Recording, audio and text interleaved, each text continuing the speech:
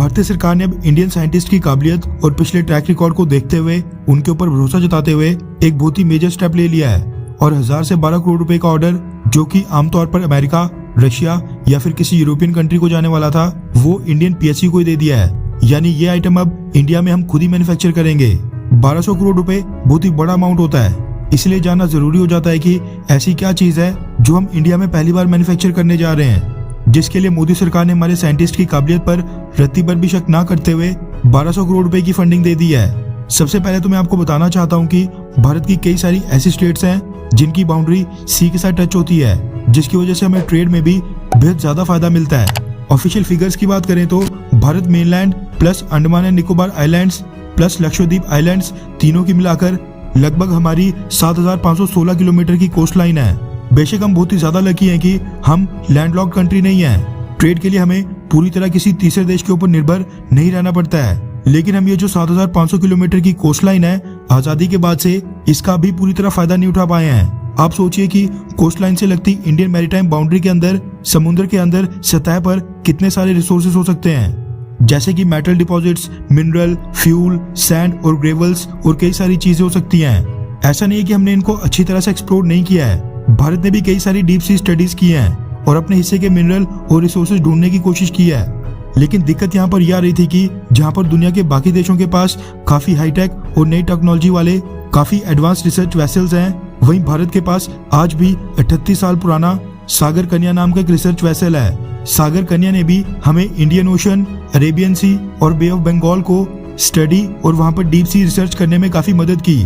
लेकिन दिक्कत यहाँ पर यह थी कि अब ये रिसर्च वेसल काफी ज्यादा आउटडेटेड हो गया है, जिसके चलते मोदी सरकार ने फैसला किया है कि हम अपने सागर कन्या रिसर्च वेसल को पूरी तरह रिप्लेस कर देंगे, यानी इसकी जगह एक नया रिसर्च वेसल मैन्युफैक्चर करेंगे।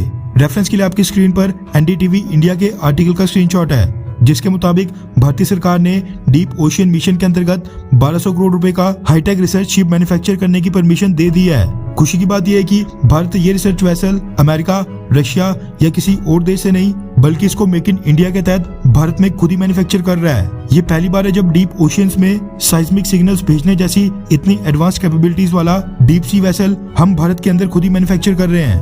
प्रोजेक्ट को तो खैर हरी झंडी मिल ही गई है और रिपोर्ट्स ये निकल कर आ रही हैं कि कॉन्ट्रैक्ट साइन होने की डेट के 3 साल के अंदर ये रिसर्च वेसल पूरी तरह बनकर तैयार हो जाएगा। इस नए रिसर्च वेसल का काम होगा समुद्र की गहराइयों में जाकर अलग अलग रिसोर्सेज का सर्वे और एक्सप्लोरेशन करना, ओशियानोग्राफी करना और सी बेड की कैरेक्टरिस्टिक्स को स्टडी करना, जिसके लिए इसमें कई तरह के रडार्स और साइस्मिक कंपोनेंट्स फिट किए जाएंगे। क्या पता कल को इस वेसल की रिसर्च से हमें अपनी मैरीटाइम बाउंड्री के अंदर ऑयल या फिर कोई कीमती मिनरल्स ही मिल जाएं। वैसे इस रिसर्च वेसल के इस्तेमाल से हम साइक्लोन्स यानी चक्रवाती तूफान की प्रेडिक्शन भी कर पाएंगे। इसमें कुछ साइस्मिक सेंसर्स और कंपोनेंट्स हमें विदेशों से खरीदकर भारत में लाकर फिट करने पड़ेंगे। इसलिए इस तरह का एक शिप 1200 करोड़ रुपए में बनकर तैयार हो रहा है, लेकिन जो ये सर्विसेज देने वाला है ये उसकी कीमत को पूरी तरह जस्टिफाई करता है। हम तो इस तरह का बेहद एडवांस्ड और हाईटेक टेक्नोलॉजी से लैस पहला रिसर्च वेसल मैन्युफैक्चर करने जा रहे हैं। अमेरिका, रशिया, कनाडा और कई सारे यूरोपियन देशों के पास तो इस तरह के 6-6, 7-7 रिसर्च वेसल्स हैं। चलो पहले की शुरुआत तो भारत ने कर ही दी है, बाकी आगे आगे देखते हैं क्या होता है। डिफेंस, फॉरेन अफेयर्स और फाइनेंस से रिलेटेड इस तरह की वीडियोस हम लगातार लाते रहते हैं। अगर आप हमारे चैनल इंडियन अफेयर्स के ऊपर पहली बार आए हैं तो चैनल को सब्सक्राइब करके बेल आइकन दबाना ना भूलें। वैसे देखा जाए तो कई सारे इन्वायरमेंट प्रेमी कमेंट बॉक्स में आकर ये ज्ञान जरूर देने वाले हैं कि हमें सी में कोई भी रिसर्च या एक्सप्लोरेशन नहीं करनी चाहिए, इससे मरीन इन्वायरमेंट और मरीन लाइफ बेहद ज्यादा प्रभावित होगी। इस पर आपकी क्या राय है, नीचे कमेंट करके अपनी राय जरूर बताएं।